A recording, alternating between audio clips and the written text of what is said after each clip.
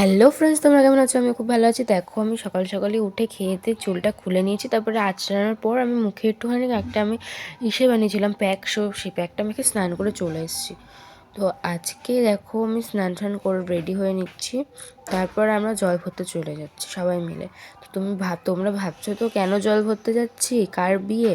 আসলে কারোর বিয়েও না, কিছুই না। আসলে আমাদের পাশের বাড়ি এক দাদার পৈতে। তো দেখো, এখানে আর কি হলুদ কোটা হচ্ছে। এই যে দাদা দাঁড়িয়ে আছে।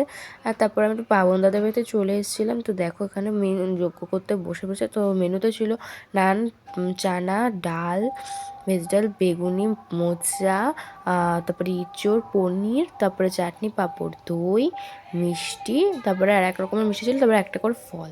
তারপরে আমি বাবনদা বাড়িতে আবার চলে এসেছি। সন্ধ্যাবেলা আর কি আবার হাবড়া যাবো বলে বেরিয়ে পড়লাম। তো আজকে ওই বাড়িতে পুরোটাই নিরামিষ হয়েছিল।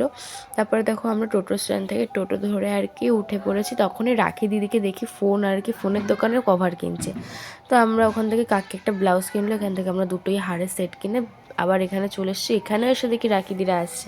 তো আমি না সাহস করে আর কথা বলতে পারিনি রাখি দিদির সাথে। আমার কেমন বেশ ভয় করছিল বা কিছু লজ্জা লজ্জা লাগছিল। তারপরে এখানে একটা পাঞ্জাবি কেনার ছিল, নিয়ে তারপর আমরা এখান থেকে ঘুগনি খেয়ে তারপরে আমরা বাড়ি চলে আসলাম। আচ্ছা, ভিডিওটা টাটা।